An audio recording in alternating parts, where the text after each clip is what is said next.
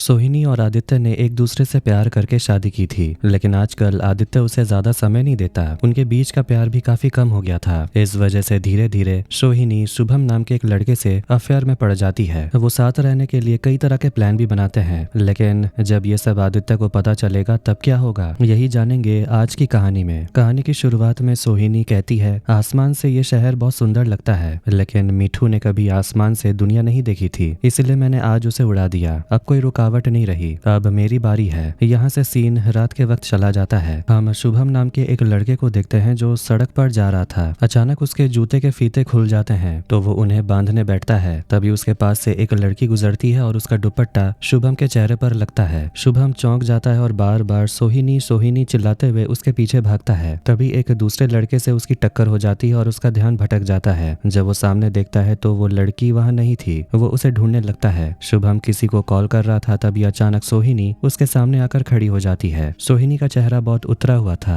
और शुभम उसे देखकर बहुत डर जाता है। यहाँ से फ्लैशबैक शुरू होता है और दिखाया जाता है कि शुभम ने खुद दुपट्टे से गला घोंटकर सोहिनी की जान ली थी। मरा हुआ इंसान वापस नहीं आ सकता था, इसलिए शुभम उसे देखकर डर के मारे सुन्न रह जाता है। सीन बदलता है। शुभम और आदित्य एक कार में जा रहे थे। आदित्य गाड़ी चला रहा था, तभी सामने एक बिल्ली आ जाती है और जोर से वो ब्रेक मारता है। वो फिर से गाड़ी चलाने लगता है और कहता है, थोड़ा और होता तो बिल्ली मर जाती। वैसे भी हम सबको एक दिन मरना ही है। ये कहकर आदित्य स्टीयरिंग से हाथ हटा लेता और खतरनाक तरीके से गाड़ी चलाने लगता है। शुभम डर जाता है। तब आदित्य कहता है, मौत से डरने से कैसे चलेगा भाई। शुभम कहता है, मैं आपका भाई नहीं हूँ, आप सामने देकर गाड़ी चलाइए। आदित्य कहता है, हम पार्टनर हैं, क्राइम पार्टनर। शुभम बोलता है, हाँ, आप मास्टरमाइंड और मैं अपराधी। आदित्य पूछता है, इतना गुस्सा क्यों। ये बताओ, तुमने सोहिनी को पहली बार कहाँ देखा था। सीन फिर फ्लैशबैक में जाता है। उनकी पहली मुलाकात एक कैफे में हुई थी। शुभम एक आर्टिस्ट था और वो कैफे में बैठकर सोहिनी का स्केच बना रहा था। सोहिनी ये समझ जाती है और उसके पास आकर पूछती है, क्या आप मुझे जानते हैं। शुभम मना कर देता है। सोहिनी पूछती है, तो क्या आप कुछ कहना चाहते हैं। जब वो बात कर ही रही थी तब शुभम अपनी स्केच बुक छिपाने लगता है। ये देखकर सोहिनी जबरदस्ती उसके पास से स्केच बुक ले लेती है। वहाँ वो अपनी स्केच देखकर कहती है, आप अनजान लड़कियों की फोटो बनाते हैं, क्या आपको इतना भी नहीं पता कि इसके लिए परमिशन लेनी पड़ती है। बात करते करते सोहिनी का ध्यान शुभम की टेबल पर जाता है जहाँ कुछ किताबें रखी थी। इसके बाद वो शुभम की बनाई हुई तस्वीर को फाड़ कर पानी में डुबो देती है। ये देखकर शुभम कहता है, आपने ऐसा क्यों किया, मेरी पेंटिंग खराब करने का आपको कोई हक नहीं है। तब सोहिनी कहती है, हक है, क्योंकि आपने बिना पूछे ये तस्वीर बनाई है और आप जो किताब पढ़ रहे हैं वो मेरे पिता ने लिखी है। इतना कहकर वो वहां से चली जाती है। शुभम ये सुनकर हैरान रह जाता है, क्योंकि उसे सोहिनी के पिता की लिखी किताबें बहुत पसंद थी। वो तुरंत सोहिनी के पीछे जाता और कहता है, आपकी पिता की लिखी सारी किताबें और ट्यून्स मेरे घर पर हैं, मैं उनका बहुत बड़ा फैन हूँ। सोहिनी कहती है, आप तो सब जानते ही हैं। शुभम फिर कहता है, आपने मेरी बेइज्जती क्यों की, आपने तो मेरा काम ठीक से देखा भी नहीं। पहले मेरी पेंटिंग्स देखिए, अगर खराब लगे तो उन्हें फेंक दूंगा। सोहिनी कहती है, देखिए, आप सड़क पर खड़े होकर मेरे साथ ऐसी पागलपन वाली बातें नहीं कर सकते। मुझे देर हो रही है, मैं जा रही हूँ।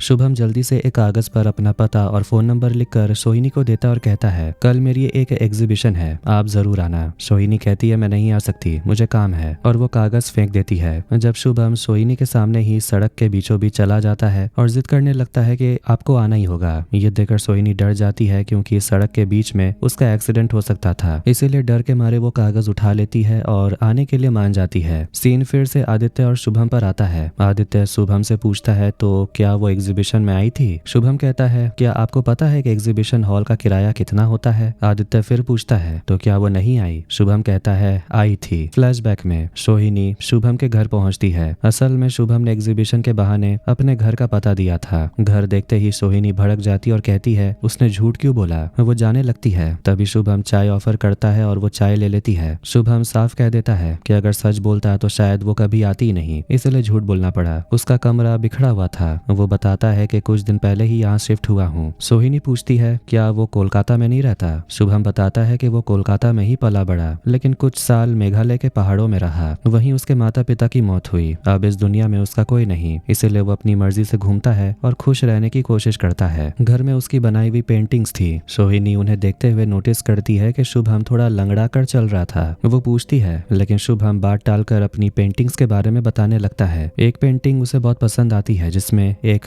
बेबस बच्चा बना होता है। शुभम बताता है कि वो कोलकाता की सड़कों पर रहने वाले बच्चों को आर्ट सिखाता था और ये पेंटिंग उन्हीं उन्हीं में से एक बच्चे ने बनाई है। वो चाहता है कि सोहिनी उनसे मिले। सोहिनी पहले मना करती है लेकिन शुभम उसे अगले दिन के लिए मना ही लेता है। अगले दिन सोहिनी बहुत सज संवर कर तैयार होती है और शुभम को कॉल करती है, लेकिन उसका फोन बंद मिलता है। वो गुस्सा हो जाती है। तभी शुभम की वीडियो कॉल आती है। सोहिनी गुस्से में कहती है कि उसके पास फालतू बातें सुनने का वक्त नहीं है। तभी शुभम बच्चों को दिखाता है। बच्चों को देखकर सोहिनी बहुत खुश होती है। इसके बाद शुभम रोज सोहिनी को बच्चों से मिलवाने ले जाता है। दोनों साथ में काफी वक्त बिताने लगते हैं और शुभम को सोहिनी से प्यार हो जाता है और सोहिनी भी उसकी तरफ खींचने लगती है। एक दिन शुभम छत पर सोहिनी की बड़ी सी पेंटिंग बनाकर उसे सरप्राइज देता है। सोहिनी तो एकदम दंग रह जाती है। शुभम उसे गले लगा लेता है। तभी सोहिनी खुद को संभालते हुए कहती है कि वो मैरिड है। सीन वापस आदित्य और शुभम पर आता है। पूरी कहानी सुनकर आदित्य गाड़ी रोककर शुभम को मारने लगता है और चिल्लाता है कि उसने सोहिनी को अपनी जाल में फंसाया था। वो बताता है कि सोहिनी उसकी पत्नी है। गुस्से में वो शुभम को मार डालना चाहता है लेकिन खुद को रोक लेता है। शुभम कहता है उसे पता नहीं था कि सोहिनी उसकी पत्नी है। आदित्य कहता है वो बेकार में लड़ रहे हैं क्योंकि ये भी नहीं पता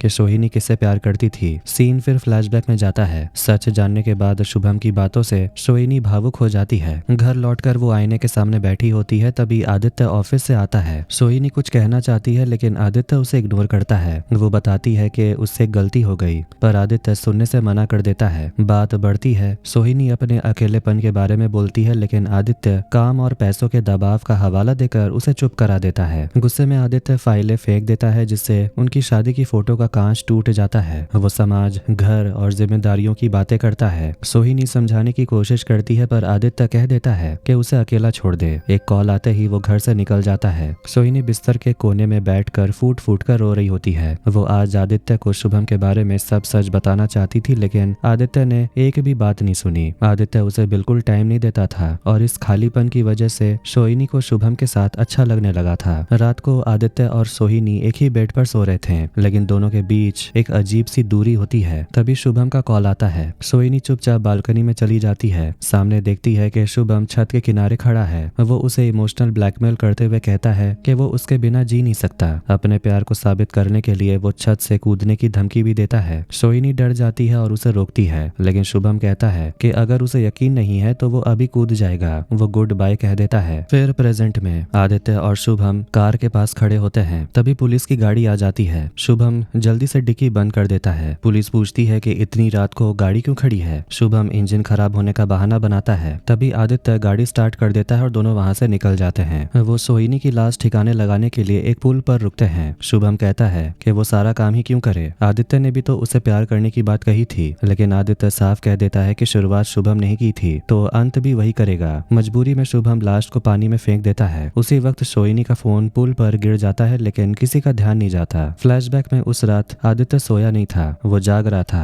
और सब देख रहा था। शुभम सोहिनी को ब्लैकमेल करता है और मजबूरी में सोहिनी उसे कह देती है कि वो उसे पसंद करती है। ये सुनते ही शुभम रुक जाता है। कॉल खत्म होने के बाद सोहिनी हल्की मुस्कान देती है जिसे आदित्य देख लेता है। उसे एहसास हो जाता है कि उसकी बेरुखी ने सोहिनी और शुभम को करीब पहुंचा दिया है। एक और फ्लैशबैक में सोहिनी शुभम के घर जाती है जहां वो उसके लिए बर्थडे सरप्राइज देता है। सोहिनी खुश होकर बताती है कि आदित्य अब बहुत चिड़चिड़ा हो गया है और उससे बात तक नहीं करता। शुभम उसे साथ चलने और नई जिंदगी शुरू करने की बात बोलता है। सोहिनी डरकर बताती है कि आदित्य उसे कभी आसानी से छोड़ेगा नहीं। इसी दौरान सोहिनी अपना फोन शुभम के घर भूल जाती है। आदित्य चुपके से घर में घुसकर सब देख लेता है। दिल के शेप वाले कागज, अधूरी पेंटिंग और सोहिनी का फोन। उसका शक यकीन में बदल जाता है। प्रेजेंट में आदित्य को एहसास होता है कि फोन गायब है। वो सोहिनी के फोन पर कॉल करता है लेकिन कॉल किसी और लड़की उठाती है। तब असली ट्विस्ट सामने आता है। सोहिनी की हत्या की साजिश आदित्य ने ही रची थी। उसने शुभम को पैसे देकर सोहिनी को मारने के लिए भेजा था। आखिरी फ्लैशबैक में शुभम चुपके से घर के अंदर आता है। सोहिनी उसे देखकर डर जाती और जाने को बोलती है लेकिन शुभम धीरे से उसके गले में दुपट्टा डालकर उसका गला घोंट देता है। बाहर खड़ा आदित्य ये सब देखता रहता है। उसकी आंखों के सामने सोहिनी तड़प तड़प कर मर जाती है। इसके बाद आदित्य अंदर आता है और सोहिनी की आंखें बंद कर देता है। वो शुभम से कहता है वो तो उससे प्यार करता था इसलिए ये सब होना ही था। इसके लिए प्यार में गुस्सा भी सच्चा होता है। फिर वो कहता है कि अब बैठने का वक्त नहीं है, अभी बहुत काम बाकी है। दोनों मिलकर सोहिनी की लाश और उसका फोन एक कारपेट में लपेटते हैं और गाड़ी की डिक्की में रख देते हैं। लाश उठाते वक्त सोहिनी की चेन नीचे गिर जाती है। आदित्य उसे उठाकर अपनी कार के मिरर पर लटका देता है। प्रेजेंट में आदित्य अकेले बड़बड़ाता है कि उसे पता है सोहिनी अब कभी इस घर में नहीं आएगी। फिर भी उसे हर वक्त डर लगता है। वो रात में उसे ही ढूंढता रहता है। अगले दिन आदित्य और शुभम एक चाय की दुकान पर मिलते हैं। आदित्य बताता है बड़ी गलती हो गई, सोहिनी का फोन किसी को मिल गया है। ये सुनते ही शुभम घबरा जाता है। आदित्य कहता है अब अगले 2 महीने तक दोनों का कोई कांटेक्ट नहीं रहेगा, न फोन न मुलाकात। 3 दिन बाद वो पुलिस में गुमशुदगी की रिपोर्ट लिखवाएगा और कहेगा कि सोहिनी बिना बताए घर छोड़कर चली गई। शुभम लाश के बारे में पूछता है तो आदित्य कहता है 2 दिन में लाश इतनी खराब हो जाएगी कि पहचान में नहीं आएगी। वो शुभम को उसकी अधूरी पेंटिंग हटाने की हिदायत भी देता है। शुभम पूछता है उसे ये सब कैसे पता, तो आदित्य उसे कहता है अपनी बीवी पर नजर तो रखनी पड़ती है। फ्लैशबैक में दिखता है कि एक रात सोहिनी घर लौटती है और सजा हुआ घर देखकर हैरान रह जाती है। आदित्य उसके लिए केक और नया फोन लाया होता है। वो पुराने फोन का डेटा सेट करने की बात करता है जिससे सोहिनी डर जाती है क्योंकि उसका फोन खो चुका था। वो झूठ बोल देती है। रात में आदित्य चुपके से उसका पुराना फोन निकाल कर डाटा ट्रांसफर करता है और फोन अलमारी में छुपा देता है। अगले दिन सोहिनी शुभम के घर आती है और उसे बताती है कि आदित्य के बदले हुए बर्ताव से उसे डर लगता है। उसे अपनी गलती का एहसास हो जाता है और वो रिश्ता खत्म करने का फैसला करती है। वो साफ कहती है कि आदित्य उसकी पसंद है और वो उसे धोखा नहीं देना चाहती। शुभम टूट जाता है। गुस्से में घर का सामान और सोहिनी की पेंटिंग तोड़ देता है। उसी वक्त आदित्य सामने आ जाता है। वो शुभम को कार में बैठा कर बताता है कि वो उसके बारे में सब जानता है और पुलिस उसे ढूंढ रही है। फिर वो उसे 10 लाख रुपए का ऑफर देता है बदले में सोहिनी का मर्डर करने के लिए। शुभम ये सुनकर सन्न रह जाता है। प्रेजेंट में शुभम बताता है कि जिस दिन आदित्य ने उसे सुपारी दी थी उसी दिन सोहिनी रिश्ता खत्म करके आदित्य के पास लौटना चाहती थी। आदित्य को झटका लगता है। बाद में घर में उसे सोहिनी का लेटर मिलता है जो उसके लिए लिखा गया था। तब उसे समझ आता है कि शक में उसने अपनी ही पत्नी को मरवा दिया। उधर एक दूर के थाने में सोहिनी का फोन मिलता है। उसी फोन पर आदित्य की कॉल आती है। फिर आदित्य अपने थाने में गुमशुदगी की रिपोर्ट लिखवाता है। वो बहुत सफाई से झूठ बोलता है। पुलिस को शक तो होता है लेकिन फिलहाल वो सिर्फ सस्पेक्ट की लिस्ट में ही रहता है। आदित्य के जाते ही कांस्टेबल ऑफिसर को बताता है कि ये एक हाई प्रोफाइल केस है। गायब होने वाली लड़की एक बहुत बड़े कलाकार की बेटी है जिसकी एक एक पेंटिंग लाखों में बिकती है। ऑफिसर एक एक्सपर्ट से सोहिनी के पिता के बारे में पता लगाता है। एक्सपर्ट बताता है कि उनके पास ऐसी पेंटिंग है जिनकी कीमत 4 से 5 करोड़ रुपए है और नीलामी में ये दाम और भी बढ़ सकती है। ऑफिसर को शक होता है कि सोहिनी के गायब होने के पीछे इन कीमती पेंटिंग्स का हाथ हो सकता है। इंस्पेक्टर पेंटिंग्स देखने के लिए सोहिनी के घर पहुंचता है। वो आदित्य से उनकी मुलाकात के बारे में पूछता है। आदित्य बताता है कि वो कॉलेज के समय मिले थे, फिर प्यार हुआ और फिर शादी हो गई। ऑफिसर पूछता है आप शादी के बाद से ही ससुराल में क्यों रह रहे हैं? आदित्य कहता है मैंने कई बार अलग घर लेने को कहा पर सोहिनी इतने बड़े घर को खाली नहीं छोड़ना चाहती थी। बातचीत के दौरान शुभम बाहर से छुप कर देख रहा था पर पुलिस को देखकर वो छुप जाता है। ऑफिसर गाड़ी के बारे में पूछता है तो आदित्य कहता है कि गाड़ी खराब है इसलिए बुधवार को सर्विसिंग के लिए दी थी। ऑफिसर को अजीब लगता है कि पत्नी के गायब होने के अगले ही दिन उसने गाड़ी सर्विसिंग पर क्यों भेजी। वो अपने जूनियर को तुरंत गाड़ी सर्विस सेंटर में लाने और उसकी तलाशी लेने का हुक्म देता है। पुलिस के जाते ही आदित्य शुभम को बाहर निकालता है और उस पर गुस्सा करता है। आदित्य उसे तुरंत जाने को बोलता है पर शुभम कहता है मैंने सोहिनी को देखा है, वो जिंदा है। कल रात जब मैं जूते के फीते बांध रहा था वो मेरे पास से गुजरी और उसका दुपट्टा मुझसे छुआ था।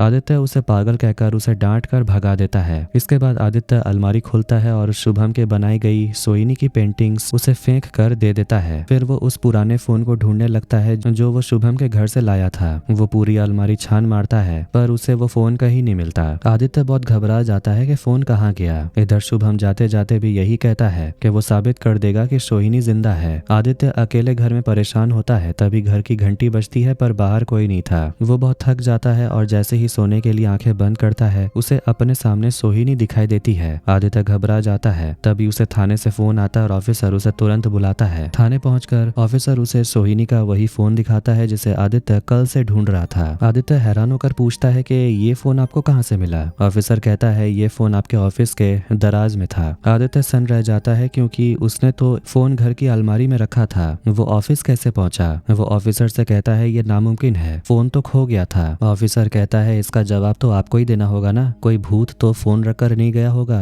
ऑफिसर फिर उसे कर्ज और सोहिनी के करोड़ों की पेंटिंग्स के बारे में सवाल करता है और शक जताता है कि शायद पैसों के लिए ही उसने अपनी पत्नी को रास्ते से हटा दिया। यहाँ आदित्य को याद आता है कि उसने सोहिनी को मारने के लिए 10 लाख रुपए देने चाहे थे लेकिन शुभम ने पैसों के बदले सोहिनी के पिता की 5 कीमती पेंटिंग्स मांगी थी। उनके बीच यही डील हुई थी। थाने में ऑफिसर आदित्य से पूछता है लाश कहाँ छुपाई है? आदित्य आदित्य कहता है हम तो बहुत खुश थे, मैं उसे क्यों मारूंगा। ऑफिसर उसे जाने को बोलता है और अपने जूनियर ऑफिसर सामुंतो से गाड़ी के बारे में पूछता है। सामुंतो बताता है कि सर्विस सेंटर पर धुलाई के दौरान गाड़ी में खून मिला था। फॉरेंसिक रिपोर्ट के अनुसार वो ब्लड ग्रुप सोहिनी के ब्लड ग्रुप से मेल खाता है। अब ऑफिसर को पक्का यकीन हो जाता है कि आदित्य ने ही कुछ किया है। आदित्य घर लौटता है तो उसे एक पार्सल मिलता है। उसमें आदित्य और शुभम की साथ में खींची गई फोटो थी। वो डर जाता है कि कोई उसका पीछा कर रहा है और उसके सारे सीक्रेट्स जानता है। रात को वो शुभम से मिलने आता है, तभी तो पीछे से कोई उसे आवाज देता है। मुड़कर देखने पर उसे सोहिनी खड़ी दिखाई देती है। वो बुरी तरह डर जाता है। तभी उसके फोन पर पुलिस का मैसेज आता है कि एक लाश मिली है, उसकी पहचान के लिए आना पड़ेगा। जैसे ही वो फोन देखता है, सोहिनी वहां से गायब हो जाती है। आदित्य मुर्दा घर जाता है पर वहां लाश सोहिनी की नहीं थी। वहां उसे पुरानी बात याद आती है जब सोहिनी ने पूछा था अगर मैं तुम्हें छोड़कर चली गई तो तुम क्या करोगे। तब आदित्य ने कहा था अगर तुमने मुझे धोखा दिया तो मैं तुम्हें मार डालूंगा। इधर सामुंतो एक सीसीटीवी फुटेज लाता है जिसमें हाईवे पर आदित्य की गाड़ी दिखती है, पर उसमें सोहिनी नहीं बल्कि 2 आदमी थे। पुलिस समझ जाता है कि आदित्य के साथ कोई और भी शामिल है। आदित्य अपने कमरे में जाता है तो देखता है कि बिस्तर पर वही दुपट्टा पड़ा है जिसे शुभम ने सोहिनी का गला घोंटा था। ड्रेसिंग टेबल पर उसके गहने और चूड़ियां सजी हुई थी। ये सब देखकर आदित्य के होश उड़ जाते हैं कि जो चीज उसने फेंक दी थी वो वापस कमरे में कैसे आ गई। उधर पुलिस को पिछले आर्ट एग्जीबिशन की तस्वीरें मिलती है जिसमें सोहिनी और शुभम साथ दिख रहे थे। सामुंतो कहता है सर ये मामला तो लव ट्रायंगल का लगता है। हो सकता है शुभम ने गुस्से में आकर सोहिनी को मार दिया क्योंकि वो उससे रिश्ता तोड़ना चाहती थी। ऑफिसर कहता है लेकिन बहुत सारे सबूत आदित्य के खिलाफ हैं। मुझे लगता है प्रॉपर्टी के लिए उसने खुद अपनी पत्नी का खून किया। सामुंतो कहता है सर मुझे लगता है ये मामला पैसों का नहीं प्यार का है। ऑफिसर कहता है तो जाओ इस शुभम को ढूंढो, उसे पकड़ते ही पता चल जाएगा केस है क्या। सामुंतो बहुत जल्दी शुभम को ढूंढ निकालता है और उसे थाने ले आता है। पुलिस को पता चलता है कि उस रात गाड़ी में आदित्य के साथ शुभम ही था, इसलिए पुलिस आदित्य को भी पकड़ लाती है। दोनों को आमने सामने बिठाकर पुलिस पूछताछ शुरू होती है। ऑफिसर कहता है अच्छे बच्चों की तरह बता दो कि खून किसने किया और लाश कहाँ है। दोनों ऐसा नाटक करते हैं जैसे उन्हें कुछ पता ही नहीं है। ऑफिसर उन्हें सीसीटीवी फुटेज दिखाता है। तब शुभम कहता है मैं बताता हूँ क्या हुआ। आदित्य उसे डांट कर चुप करा देता है और खुद बताता है मुझे पता था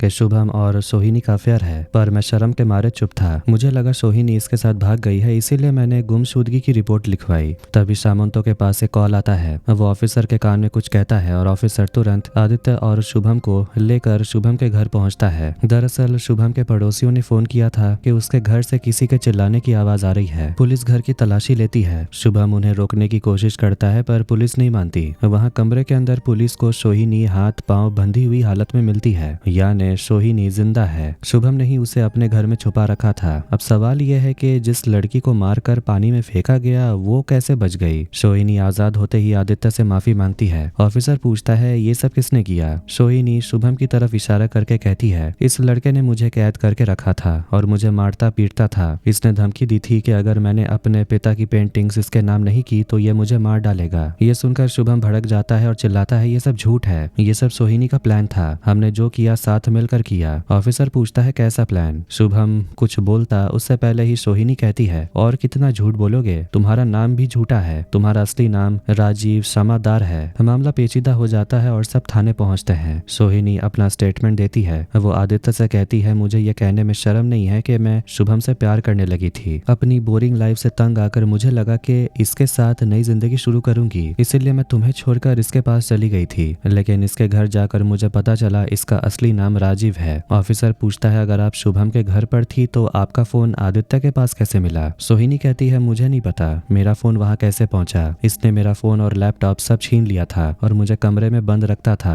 ये एक अपराधी है, इस पर तो पहले भी मर्डर का केस था। ऑफिसर कहता है सही कहा, राजीव पर एक लड़की के मर्डर का केस था, लेकिन नोट मिलने की वजह से उसे छोड़ दिया गया, जिसे लगा लड़की ने खुद को मारा है। सोहिनी पुलिस से कहती है इसे छोड़कर आपने बहुत बड़ी गलती की, ये एक नंबर का नकलची है, बड़े कलाकारों की पेंटिंग कॉपी करके बेचता है और अपना खर्चा चलाता है। यही नहीं, ये लोगों की हैंडराइटिंग भी हूबहू कॉपी कर सकता है। उस लड़की को मारने के बाद उसने उसकी लिखावट कॉपी करके खुद ही नोट लिखा था। इसने मेरी तरह और भी लड़कियों को फंसाया है। ये मुझसे प्यार नहीं करता, इसे तो मेरे पिता की करोड़ों की पेंटिंग्स चाहिए थी। सोहिनी के इस बयान के बाद पुलिस शुभम को लॉकअप में डाल देती है। ऑफिसर पूछता है सब तो ठीक है पर गाड़ी में खून के निशान कैसे आए। आदित्य घबरा जाता है पर सोहिनी बात संभाल लेती है। वो कहती है इसके बारे में आदित्य को नहीं पता, गाड़ी में कुछ नुकीले चीज चीज थी जिससे मेरा हाथ कट गया था, मैं उसे बताना भूल गई थी। ऑफिसर खुश हो जाता है कि पति पत्नी फिर साथ हो गए हैं और वो उन्हें घर जाने की परमिशन दे देता है। घर पहुंचते ही सोहिनी आदित्य से कहती है, तुम यही सोच रहे हो ना कि मुझे मार कर पानी में फेंक देने के बाद मैं जिंदा कैसे हो गई। आदित्य को लगा था सोहिनी की याददाश्त चली गई है, पर उसकी बातें सुनकर वो बुरी तरह डर जाता है। सोहिनी बताती है कैसे सारा प्लान उल्टा पड़ गया। जिस दिन आदित्य ने उसे मारने का प्लान बनाया था, शुभम ने सोहिनी को सच बता दिया था। शुभम ने कहा था, आदित्य ने मुझे तुम्हें मारने के लिए 10 लाख का ऑफर दिया है और वो तुम्हारी मौत की तड़प फोन पर सुनना चाहता है। जब आदित्य का कॉल आया तब सोहिनी को यकीन हो गया। इसके बाद उन दोनों ने मिलकर एक नाटक रचा।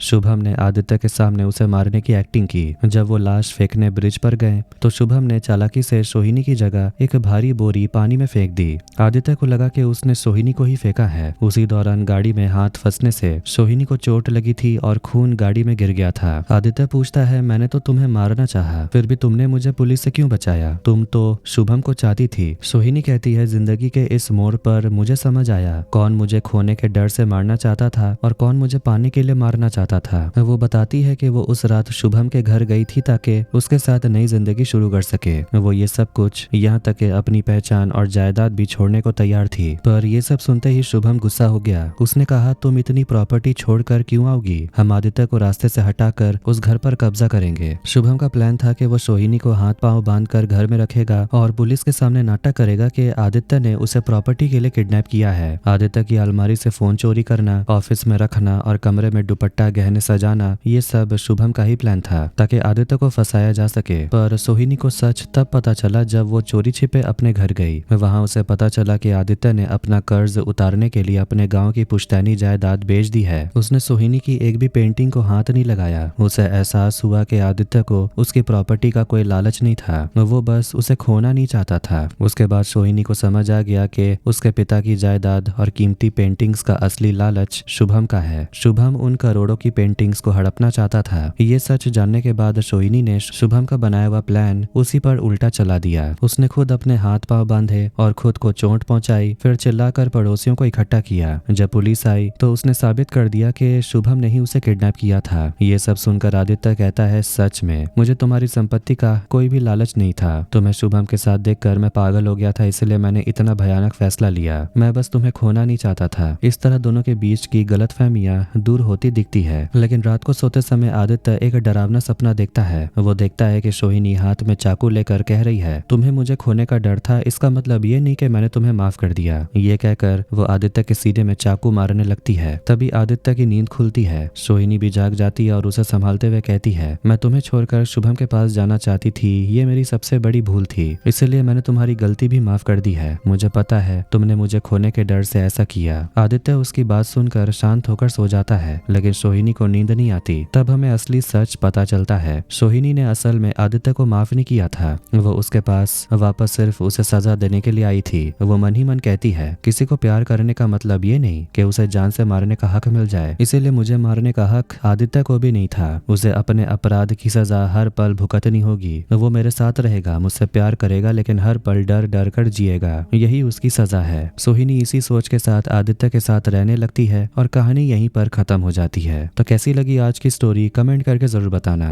वीडियो पसंद आया तो वीडियो को लाइक कर दे, चैनल को भी सब्सक्राइब कर दें। मिलते हैं नेक्स्ट वीडियो में। Take care.